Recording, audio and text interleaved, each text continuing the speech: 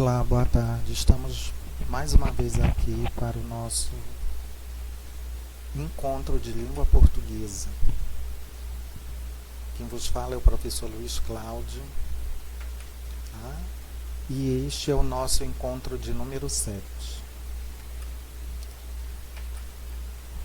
onde nós vamos dar continuidade ao segundo período medieval, denominado em literatura de poetas, palacianos e cronistas, que abrangeu o período de 1385 a 1527, e dando continuidade de uma forma mais específica à escola humanística, onde o lema ideológico literário desta escola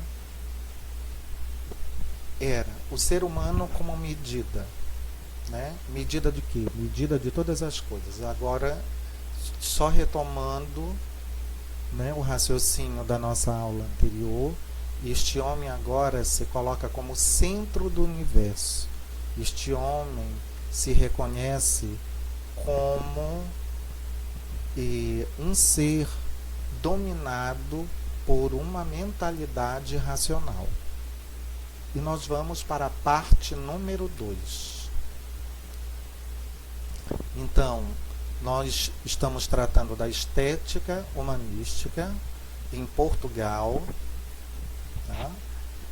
E ainda na Idade Média, no finalzinho da Idade Média, séculos 15 ao 17, primeira metade. E nós vamos tratar aqui dos cancioneiros medievais.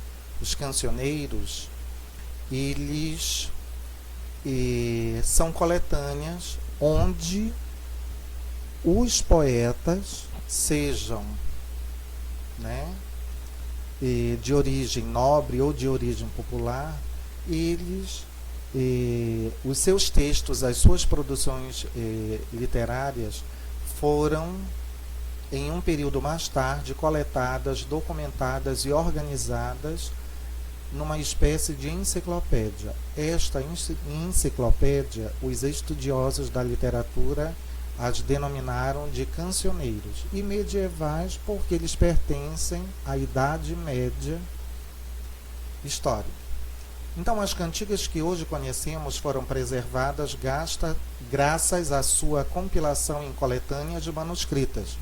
Essas coletâneas passaram a ser conhecidas como cancioneiros, e 3 deles sobreviveram até os nossos dias.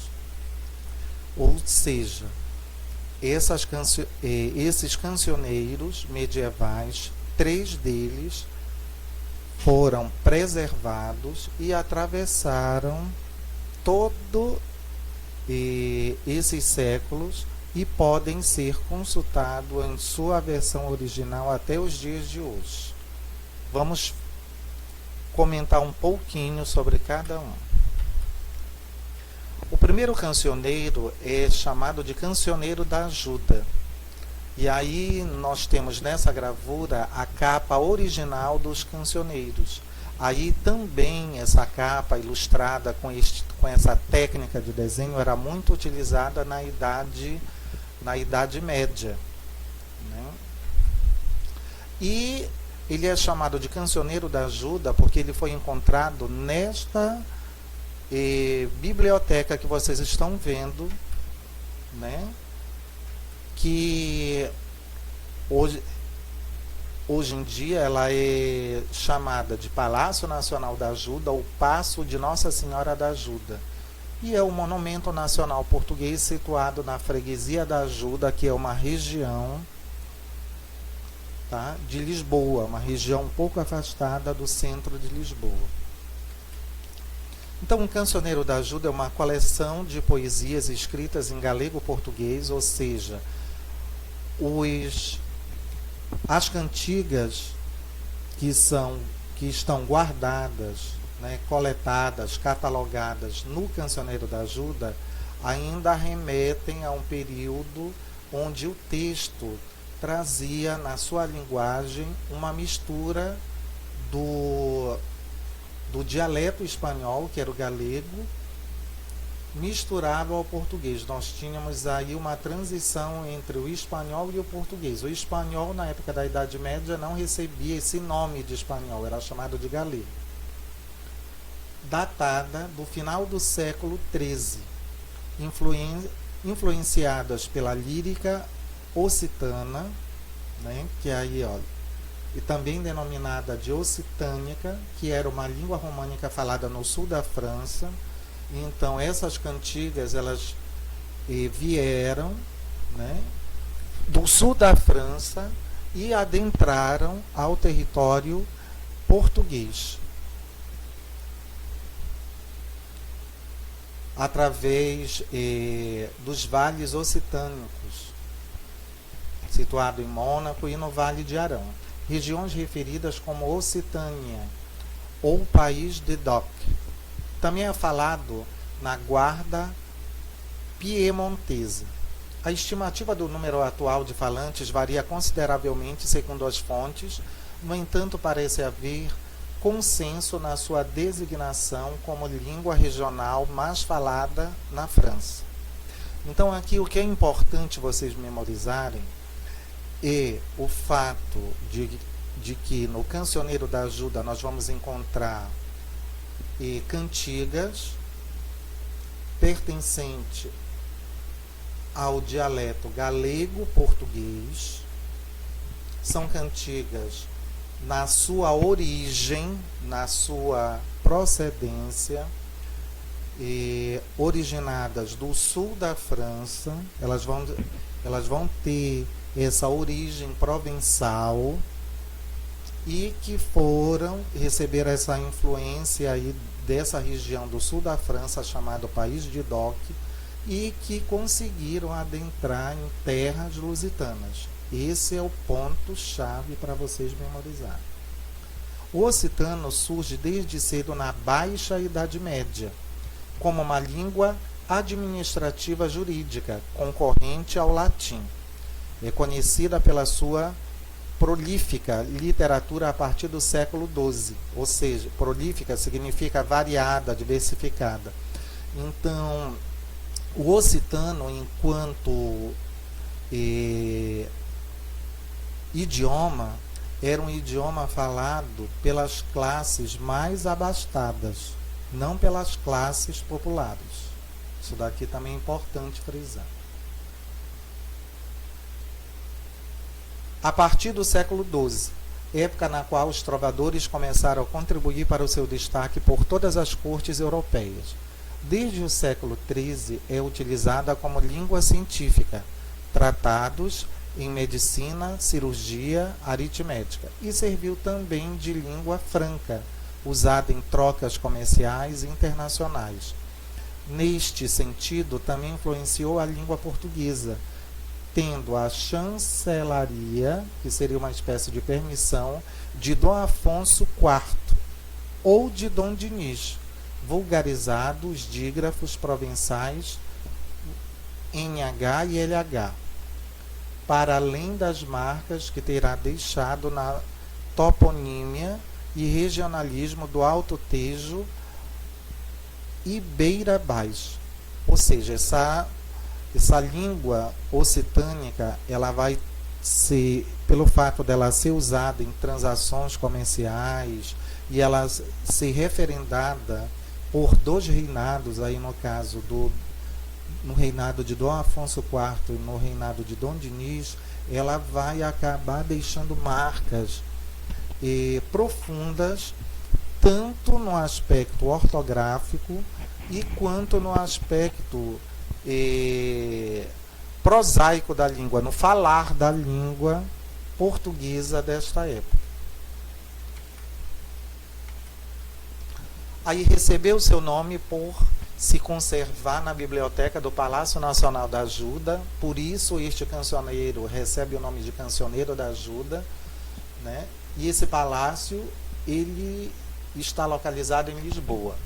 É um códice de pergaminho escrito por uma só pessoa e em escrita gótica, ou seja, o tipo de caligrafia contida nesta coletânea É uma caligrafia em estilo gótico.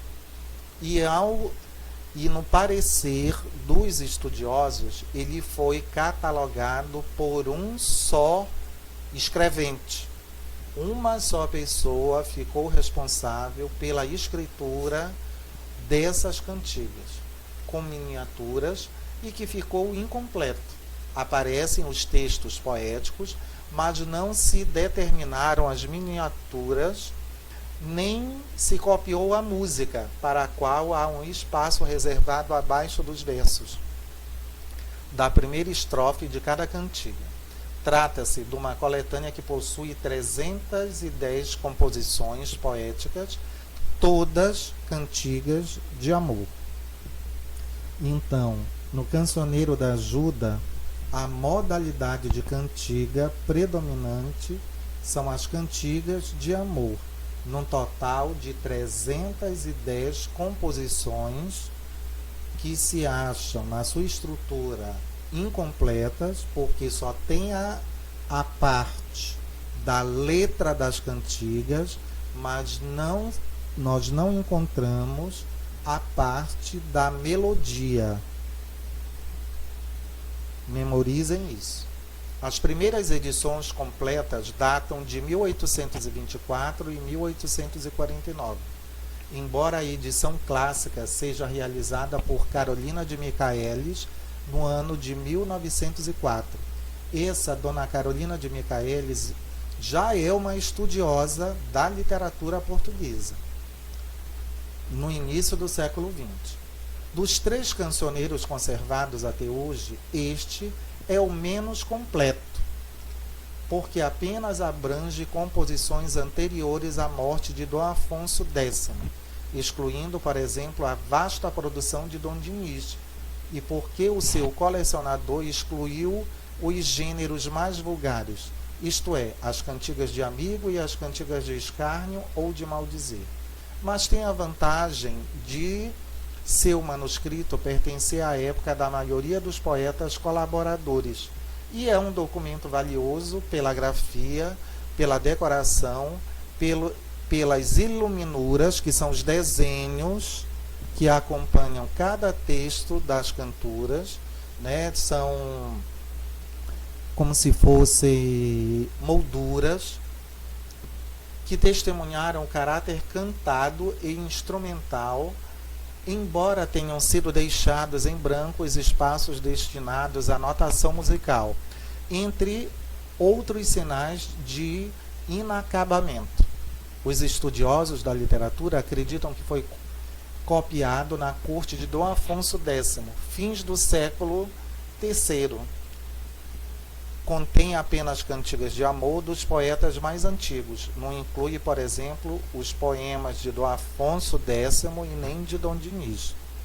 Então ele tem o seu valor artístico, tem o seu valor literário, tem o seu valor histórico, mas ele com certas reservas, pelo fato dele apresentar na sua estrutura esta incompletude e não abordar todas as modalidades de cantigas existentes na época.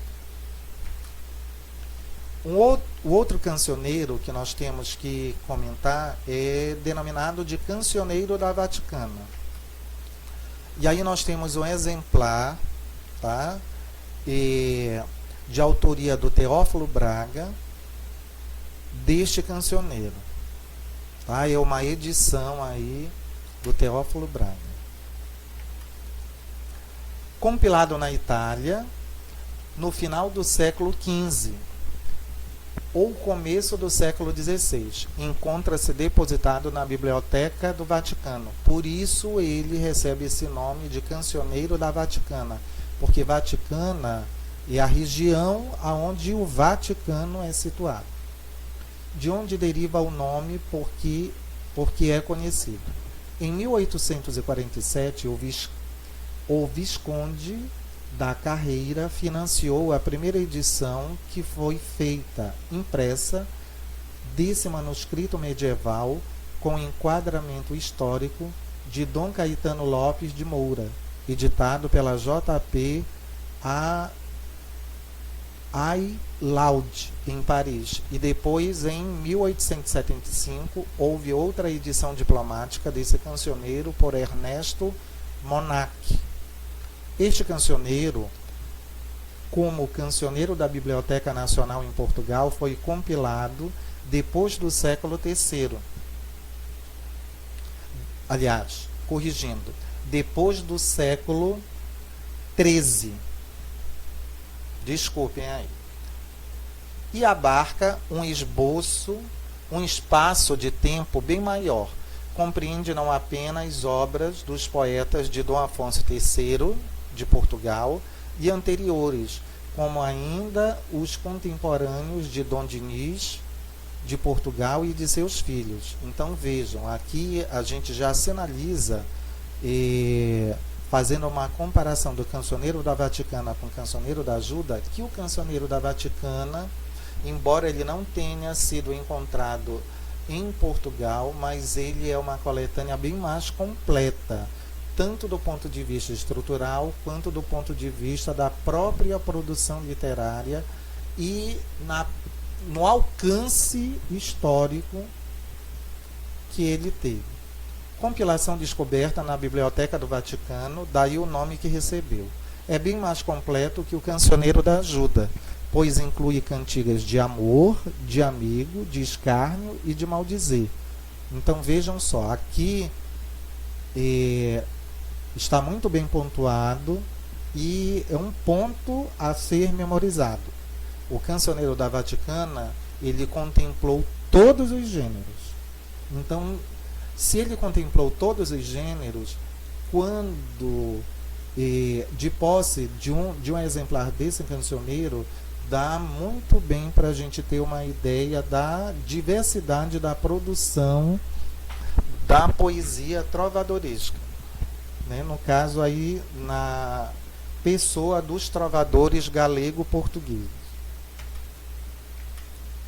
E nós temos aí o outro cancioneiro, o Cancioneiro da Biblioteca Nacional. Nós temos aí a capa do exemplar dele. Tá? Foi compilado na Itália, é outro cancioneiro que foi compilado na Itália por volta dos anos de 1525 e 526, por iniciativa do humanista Ângelo Colocchi.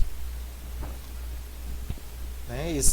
Aí nós temos a data do nascimento desse humanista e do seu falecimento. Ele numerou 1.664 composições e anotou praticamente todo o códice, ou seja, todo o cancioneiro.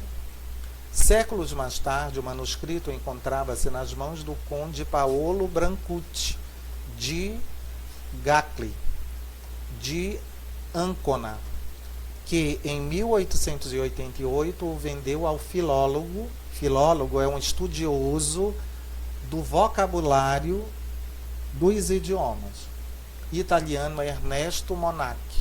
Em 1924 foi adquirido pelo Estado português e depositado na Biblioteca Nacional de Lisboa, de onde colheu o nome pelo qual é hoje conhecido. Entre 1949 a 1964, sem nenhum apoio, foi publicado pela primeira vez em fascículos na Revista de Portugal, com leitura, comentários e glossário, trabalho de Elza Pacheco Machado e José Pedro Machado. Este cancioneiro reúne quase todo o material recolhido no Cancioneiro da Vaticana e muitos outros.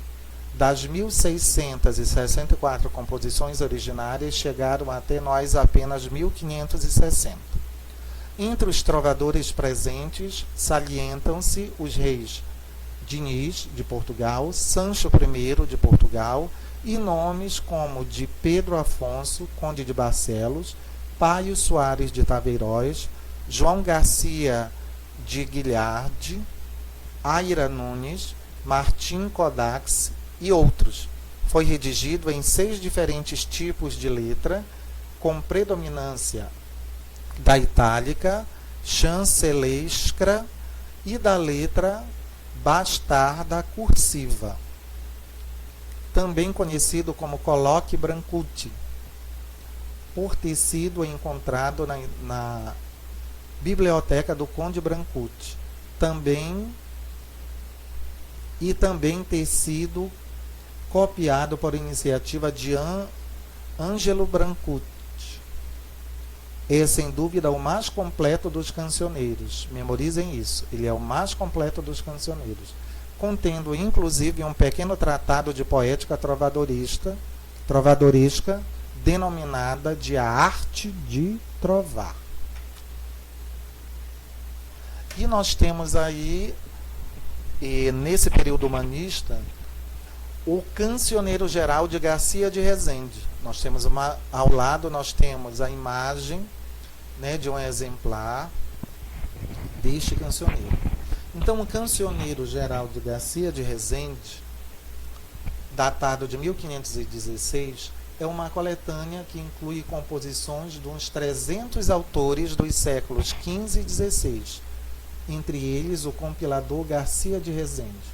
Surge a imitação dos cancioneiros castelhanos do século XV, como a Cancioneiro de Baena, Cancioneiro de Palácio ou Cancioneiro Geral. O contexto no que se publica: hibridismo linguístico, é uma questão da língua. Aí nós temos esse hibridismo, é a mistura de que eu falo do português, né, e do galego, que é digamos assim, o dialeto ancestral do espanhol. O português perde terreno face ao castelhano, em especial depois da morte de Dom Diniz em 1325.